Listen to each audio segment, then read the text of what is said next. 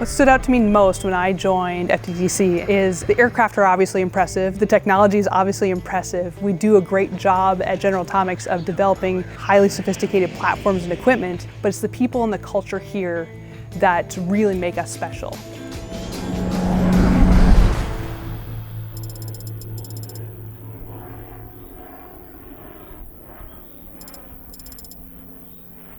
The opportunity when we opened up here, it was a site dedicated to training.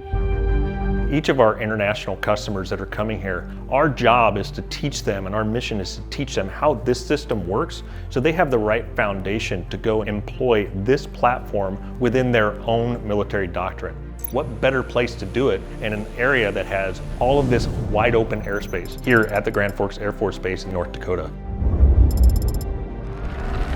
I have vivid memories of, the first time driving up to the site out here at Grand Sky. You look at the facilities we have now, there were no facilities back then. So what I remember most about the first flight at FTTC is we only had maybe eight to 10 people on site, and I was just thinking about all the work that it took to get to that point.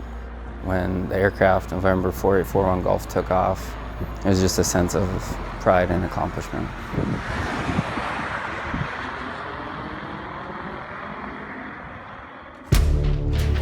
Some of the things that have stayed consistent over the years is the overall drive that people have in order to get the mission done. Whether it's cold weather validation, whether it's flying a first transcontinental flight of a MQ-9B from Grand Forks over to the UK, or if it's de-icing the first MQ-9 as part of our FTTC testing. We've found ways to make those efforts happen.